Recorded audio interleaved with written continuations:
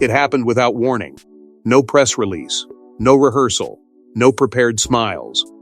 In a palace accustomed to secrecy, a single announcement shattered decades of carefully managed optics. King Charles stepped forward, voice steady but eyes heavy, and delivered words that froze the room. Courtiers stopped breathing. Advisors looked away. And Camilla, once untouchable, realized something irreversible had just begun. What was said in that moment wasn't just a decision. It was an ending. Before we go deeper into what this really means for the royal family, make sure to subscribe so you don't miss a single update. In the moments leading up to the announcement, the palace carried a tension that could not be explained by routine or ceremony. Conversations were shorter, voices lower, movements unusually careful. Even seasoned insiders, people who had lived through scandals, abdications, and whispered wars behind closed doors, sensed that something fundamental was about to shift. This was not the atmosphere of damage control or quiet crisis management. This felt deliberate, controlled, and final. The kind of silence that only settles when a decision has already been made, and there is no longer any debate left to have. What shocked many was not just what King Charles said, but when he chose to say it. The timing cut against every instinct of royal caution. No gradual preparation of the public, no strategic leaks to soften the ground. Instead, the announcement arrived like a blade, swift and unmistakable, catching even senior aides off guard. These were people who prided themselves on always knowing what came next, and yet they exchanged glances that betrayed disbelief. Something had bypassed the usual filters. Something had been accelerated. There were signs, subtle but impossible to ignore in hindsight. Meetings that ended abruptly. Schedules altered without explanation. Trusted intermediaries suddenly silent. And hovering over all of it was one absence that spoke louder than any whisper. Camilla was nowhere to be seen. Not nearby. Not delayed. Simply absent. In a family where presence is power, her absence during such a pivotal moment was not accidental. It was a message, whether intended or not, that her position was already slipping before a single word was spoken. As Charles continued, aides felt an immediate chill not because of theatrics, but because of consequence. This was not language designed to reframe or reposition. It carried weight. It carried permanence. Those listening understood instantly that this decision would not stop at appearances or ceremonial adjustments. It was aimed deeper, at roles, influence, and the carefully constructed balance that had kept internal tensions from boiling over for years. Whatever followed would reshape relationships, loyalties, and the future path of the monarchy itself. And as the words settled into the room, one truth became unavoidable. This announcement was not the beginning of a controversy. It was the culmination of one. But to understand why this announcement carried such finality, we have to go back long before the cameras. Long before the crown, to the fractures that were never truly healed. Camilla's rise was never simple. It was negotiated, tolerated, and quietly resisted. For years, every smile carried tension. Every public appearance masked unresolved conflict. Behind palace walls, alliances shifted, and old wounds reopened. What looked like acceptance was often exhaustion. And while the crown moved forward, the resentment stayed silent, patient, and waiting for the moment when compromise would finally collapse. From the very beginning, Camilla's position came with conditions that were never written down but always understood. Her role was shaped less by celebration and more by containment, defined by what she should not be rather than what she could become. There were boundaries around influence, expectations around restraint, and an unspoken agreement that stability mattered more than enthusiasm. She was allowed space, but never full ownership of it. This fragile balance held only because everyone involved chose not to test it, at least at first. Inside royal circles, resentment did not announce itself loudly. It lingered in pauses, in decisions delayed, in subtle resistance disguised as protocol. Some accepted Camilla publicly while privately questioning the cost of that acceptance. Others tolerated her presence not out of loyalty, but fatigue. Years of emotional turbulence had taught them that survival sometimes meant compromise, even when it left bitterness behind. That bitterness did not fade. It hardened. The public, meanwhile, saw something different. Carefully staged appearances suggested unity, progress, and closure. But public approval was never the same as private acceptance. Applause outside palace gates did not quiet the conversations inside. Smiles for the cameras did not erase long memories or personal loyalties that predated titles and ceremonies. The monarchy projected harmony, while internally it managed discomfort. At the center of it all stood Charles, caught between devotion and duty. For years, he carried the weight of reconciling personal loyalty with institutional obligation. Each decision demanded balance. Each concession required sacrifice. He defended Camilla when he could, adjusted expectations when he had to, and convinced himself that time would eventually smooth the fractures. But time, instead of healing, sharpened them. The longer the arrangement lasted, the more visible its fault lines became. There were early signs that the structure was unstable, moments when protocol tightened unexpectedly, when access quietly narrowed, when long-standing assumptions were suddenly questioned. These were not dramatic breaks, but subtle recalibrations that signaled a shift in tolerance. Emotional pressure built beneath the polished surface, pressing against a unity that existed more in appearance than in truth. The institution absorbed the strain, but it did not forget it. By the time the crown reached forward, the foundation beneath it was already strained. Compromise had delayed confrontation, not prevented it. And as the pressure mounted, it wasn't the public who began to question Camilla's place, it was the institution itself. Long before the announcement, there were meetings quiet, undocumented, and deliberately forgotten. Senior figures gathered without Camilla present. Doors closed, phones were removed, and questions were asked that had never been spoken aloud before. These were not symbolic discussions. They were contingency conversations. And once they began, there was no turning back. At first, they were framed as precautionary. Nothing dramatic. Nothing final. Just conversations about options, about long-term stability, about what might happen if pressure continued to build. But the very act of holding these meetings signaled a shift. This was no longer about preserving balance. It was about preparing for rupture. The absence of Camilla was not an oversight. It was the premise.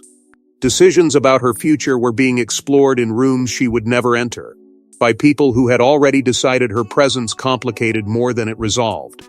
Attendance mattered. Invitations became a quiet declaration of power. Those summoned were not the loudest voices, but the most influential ones, the figures whose silence carried weight, whose agreement signaled inevitability. Others were intentionally excluded, not because they lacked rank, but because their loyalties were known. What emerged was a carefully curated circle, designed not for debate, but for alignment. The goal was no longer to ask whether change was necessary, but how to manage it once it arrived. Language shifted first. Where there had once been talk of support, the word risk began to surface. Risk to continuity. Risk to credibility. Risk to the crown's future authority. These were not emotional arguments, they were institutional ones, framed to strip sentiment from the equation. Camilla was no longer discussed as a person, but as a variable. Something to be assessed, measured, and, if necessary, removed. That shift alone marked the beginning of the end. Concerns about legacy began to dominate the room. Not just Charles's legacy, but the monarchy's. How history would remember this reign. What would linger long after individual relationships faded. Optics became inseparable from survival. Stability was no longer defined by keeping things as they were, but by deciding what could no longer continue. Each meeting hardened the idea that inaction carried a greater cost than intervention. At the center of it all was Charles, pulled into a position he had spent years avoiding. Every option demanded loss. Protecting Camilla meant risking institutional fracture. Protecting the crown meant personal betrayal. There was no version of this decision that allowed him to emerge untouched. And as the discussions deepened, it became clear that hesitation itself was becoming a liability. The longer he delayed, the narrower his choices became. Then came the moment when conversation turned into consensus. It didn't arrive with a vote or a declaration. It arrived quietly, in the absence of objection, in nods instead of arguments, in silence where resistance should have been. That was when the outcome stopped being theoretical. By the time Camilla sensed something was wrong, the decision was already taking shape without her voice in the room. When Camilla realized the tide had turned, she didn't retreat. She pushed back. Private appeals were made. Long-standing loyalties were invoked. Decades of sacrifice were quietly listed like debts owed. But the palace had changed, and so had Charles. What once worked no longer carried weight, and for the first time, Camilla was no longer negotiating from strength, but from fear. Her awareness didn't arrive all at once. It crept in through subtle exclusions and unanswered messages, through meetings she was no longer briefed on, and decisions that arrived already finalized. The certainty she once carried that she belonged, that she was protected, began to fracture. She felt it in the way conversations tightened, in how familiar assurances sounded rehearsed rather than sincere. This wasn't rumor or paranoia. This was instinct, sharpened by years inside an institution where survival depends on reading silence correctly. Behind closed doors, Camilla appealed not to protocol, but to memory. She reminded them of what she had endured, what she had absorbed quietly so others could move forward without reopening old wounds. She spoke of loyalty tested over decades, of storms weathered together, of sacrifices made in private while the crown demanded composure in public. These were not demands shouted into rooms. They were careful, measured reminders, offered with the expectation that history still carried currency. She attempted to leverage personal bonds, believing they could still tip the balance. Names were mentioned, promises recalled, moments of shared vulnerability resurfaced as proof of mutual obligation. But something had shifted. The responses she received were restrained, cautious, even sympathetic yet unmoved. What she thought were unbreakable alliances revealed cracks. Some listened without committing. Others redirected the conversation toward the bigger picture. Resistance emerged from places she never expected, from figures who once defended her without hesitation. Charles, meanwhile, grew distant in ways that could not be explained away. His words softened, but his resolve hardened. He listened, but no longer reassured. He acknowledged her pain without offering solutions. The emotional space between them widened, not through argument, but through restraint. It became clear that he was carrying a weight she could not lift for him, a responsibility that demanded separation rather than unity. Each conversation ended without closure, leaving behind the uneasy sense that something final was being avoided rather than addressed. The moment Camilla truly understood came not during confrontation, but during quiet recognition. Control was slipping because it had already been surrendered elsewhere. Decisions were no longer waiting for her reaction, they were proceeding without it. The familiar tools, persuasion, loyalty, shared history no longer shifted outcomes. What she faced now was not negotiation, but inevitability. Emotion gave way to clarity, and clarity to dread. The palace was no longer listening for compromise. It was preparing for conclusion. And then came the moment that stripped away all illusion. The decision was no longer theoretical. It was scheduled. No confrontation. No dramatic showdown. Just ink on paper. The decision that would end Camilla's royal career was drafted quietly, reviewed clinically, and finalized without ceremony. Every word was deliberate. Every clause irreversible. This wasn't punishment, it was removal. And once the final version was approved, there was only one thing left to decide: how to announce it without tearing the monarchy apart. The process unfolded with a precision that left no room for sentiment. Drafts circulated among a narrow circle, edited not for emotion but for endurance. Language was weighed the way institutions weigh risk, slowly, cautiously, with an eye on precedent. What emerged was a document designed to do one thing cleanly: sever authority without igniting chaos. Titles were addressed obliquely. Responsibilities were redefined rather than revoked outright. The tone avoided accusation, yet the outcome was unmistakable. This was a structural decision disguised as restraint. Behind the phrasing sat implications that reached far beyond the page. Legally, the move altered standing, access, and influence in ways that could not be quietly undone. Symbolically, it sent a message that loyalty, no matter how long-standing, had limits when set against continuity. The crown was asserting something colder and older than personal bonds: survival through control. Every sentence reflected that priority, balancing public calm against internal certainty. The more carefully the language softened the blow, the harder the truth landed for those who understood what was being stripped away. Reversal was never truly considered once the framework locked into place. To undo it would be to admit hesitation, to reopen questions the institution could no longer afford to entertain. Momentum became its own authority. Each approval made the next inevitable. What began as a contingency hardened into doctrine, and doctrine resists retreat. The architecture of the decision ensured that once announced, it would stand as fact rather than debate. For Charles, final approval carried a weight that no clause could absorb. This was not a signature made lightly or in haste. It was the culmination of years spent postponing an outcome he had always known might arrive. As the pen moved, it traced a line between who he was and what he now represented. Choosing legacy over loyalty did not erase affection, it demanded that he subordinate it. The cost was personal, immediate, and irreversible, even if the language never acknowledged it.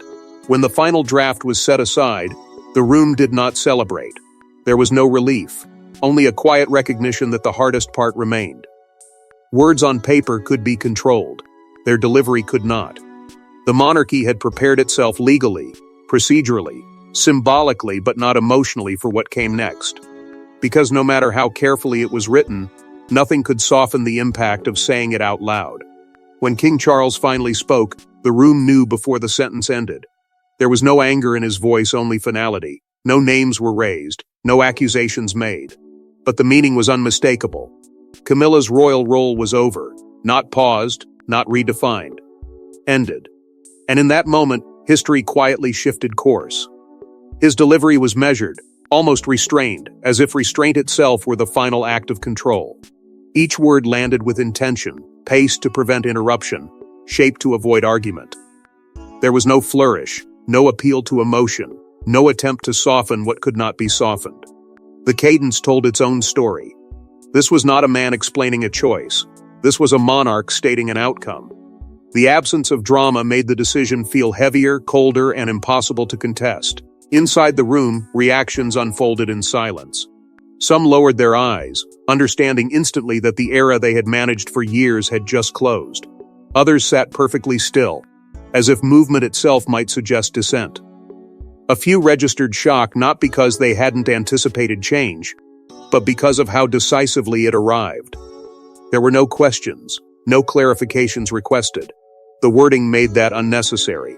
It had been designed precisely to end conversation rather than invite it. What made the announcement so chilling was its clarity. The language left no corridor for reinterpretation, no procedural delay, no future reconsideration hidden between the lines.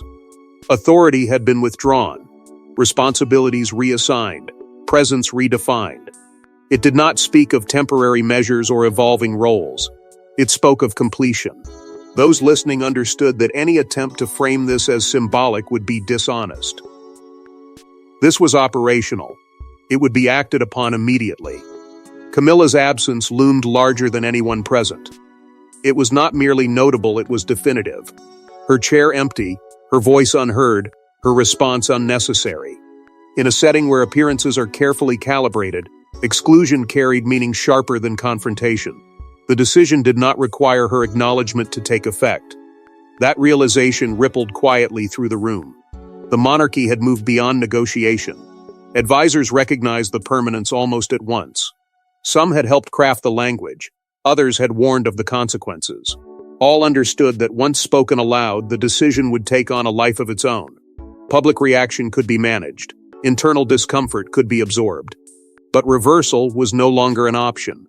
The crown had crossed a line it could not uncross without unraveling its own authority. Then came the silence. Not the awkward kind, but the heavy, deliberate pause that follows an irreversible act. It pressed against the walls, filled the space between breaths, and settled into memory. No one rushed to break it. No one needed to. The announcement had done its work. And in that stillness, it became clear that the loudest responses were not unfolding inside the room at all. Yet the most revealing reactions came not from those present, but from those who said nothing at all. In the hours that followed, the palace didn't erupt, it froze. Staff whispered. Lines of protocol were quietly rewritten. and a once central figure vanished from daily operations as if she had never been there at all. This wasn't chaos. It was surgical, and it sent a chilling message about how completely Camilla had been erased from the royal future. The changes began almost immediately, not announced, but enacted. Calendars were revised, briefings adjusted, invitations that once included her name no longer did. What struck those inside the system was not the speed but the coordination. This had been prepared for. The machinery of the monarchy shifted with practiced efficiency, as though it had been waiting for a signal. Once it came, there was no hesitation. The institution moved as one body, decisive and controlled. Camilla's removal from schedules was not framed as temporary or pending review. It was absolute. Commitments she once anchored were reassigned without comment. Strategic discussions proceeded without reference to her role. Planning documents evolved as if her presence had never been assumed in the first place. This quiet erasure carried a deeper message than any public announcement could have. Influence, once withdrawn, would not be restored through appeal or nostalgia. Among staff, the shock was palpable but contained. Those who had worked closely with her struggled to reconcile loyalty with reality. Others, who had sensed the shift before it happened, accepted it with grim understanding. No one protested openly. No one questioned the legitimacy of the move. Silence became the shared language of survival. In a system that rewards discretion, acknowledging shock too loudly would have been its own risk. What followed was an unspoken agreement that the decision was final. The absence of debate confirmed it. There were no emergency meetings to reassess, no calls for clarification. The lack of resistance was itself an acknowledgement that the institution had crossed a threshold. The monarchy does not retreat once it closes ranks. And now, those ranks had tightened. Power dynamics shifted overnight. Figures who once deferred no longer needed to. Authority redistributed itself along new lines, creating a vacuum where Camilla's influence had once existed. Others stepped forward, not out of ambition, but necessity. Stability demanded it. The crown does not tolerate pauses. It replaces, reassigns, and reinforces until equilibrium returns. As the palace absorbed the change, its focus turned inward. The narrative was controlled. The message unified. The future recalibrated. What had been personal was now procedural. The monarchy had closed ranks around the outcome, insulating itself from uncertainty by refusing to acknowledge alternatives. But while the palace adjusted, one question remained unanswered: what happens to Camilla now? There was no statement, no denial, no farewell, just silence. And in that silence, the reality became impossible to ignore. Camilla didn't fight publicly because there was nothing left to fight. Her royal career hadn't faded. It had been cut cleanly. And for someone who spent decades surviving palace storms, this quiet ending was the loudest message of all.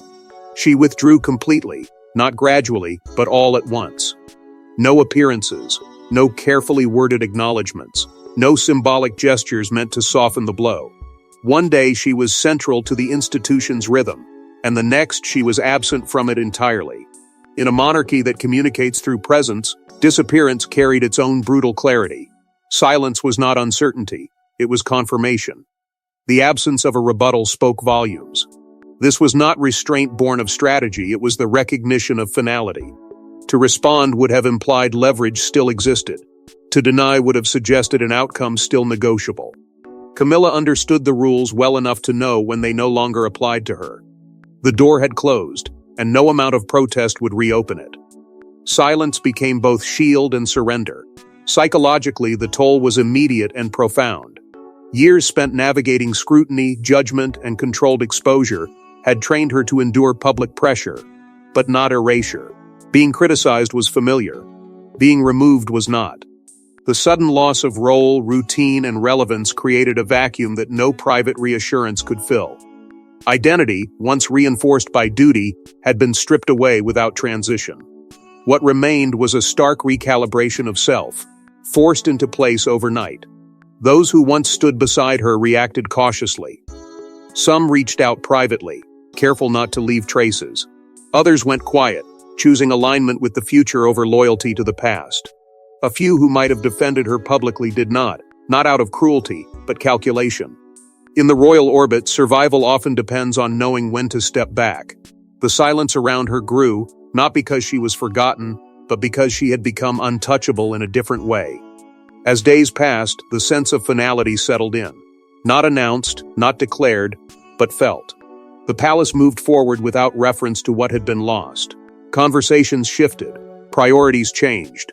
Camilla's name receded from internal language as efficiently as it had vanished from schedules. What lingered instead was the understanding that this ending had been intentional, decisive, and absolute. For someone who had endured decades of scrutiny to secure her place, the stillness was its own reckoning. There were no closing chapters written for her, no reframing of legacy offered. Just the quiet acknowledgement that the institution had moved on and would not look back. And as Camilla disappeared from the royal stage, the monarchy turned toward a future shaped by this irreversible choice. This wasn't just the end of Camilla's royal career. It was a declaration about power, legacy, and the limits of loyalty. King Charles made a decision no one believed he would, choosing the institution over the person who stood beside him for decades. And in doing so, he reshaped the monarchy's future in ways that will echo long after the silence fades. The implications stretch far beyond one relationship or one moment. By drawing this line, Charles signaled that the crown's continuity outweighs every private bond, no matter how enduring. It reframed leadership not as guardianship of people, but of permanence. Future decisions will now be measured against this standard, judged by how firmly they protect the institution rather than how gently they preserve personal histories. The monarchy has declared that sentiment cannot outrank survival, and that declaration will guide every crisis that follows. Royal loyalty, once assumed to be reciprocal and enduring, has been redefined. It is no longer a shield, it is conditional. Service and sacrifice are acknowledged, but not guaranteed protection. This shift introduces a colder calculus into royal life, one where devotion is respected, yet ultimately expendable. The message is subtle but unmistakable. Loyalty is valued, but it does not outrank legacy. Those who serve closest to the crown will now understand that proximity offers no immunity when continuity is at stake. The precedent set for future consorts is equally stark. Roles once shaped by patience and gradual acceptance are now subject to decisive correction. The crown has shown it will intervene if balance tilts too far toward complication. That knowledge will hover over every future partnership, shaping behavior, expectations, and restraint. The monarchy has chosen clarity over comfort, even when clarity cuts deepest. For Charles, the emotional cost remains the quiet undercurrent of this outcome. Choosing legacy over loyalty is not a triumph, it is a burden carried forward. Authority was preserved, but at a personal price that will not be publicly measured. The restraint shown since the decision is not distance, it is discipline. And discipline, when prolonged, can harden into isolation. The crown may be steadier now, but it is undeniably colder. What emerges is a monarchy more controlled, more deliberate, and less forgiving. Its strength lies in its refusal to bend, yet that strength carries a risk of detachment. As the institution tightens its grip, it must contend with the human cost of that control. Stability achieved through removal leaves behind questions no decree can silence. And so the reckoning lingers. Was it necessary? Was it just? Was it worth the loss it demanded? These questions will not be answered quickly, if ever. They will surface in future crises, in moments of hesitation, in decisions weighed against this one. Because in the royal family, endings are never truly over, they're just the beginning of the next reckoning. Thanks for watching. Please don't forget to like and subscribe, and we will see you in next one.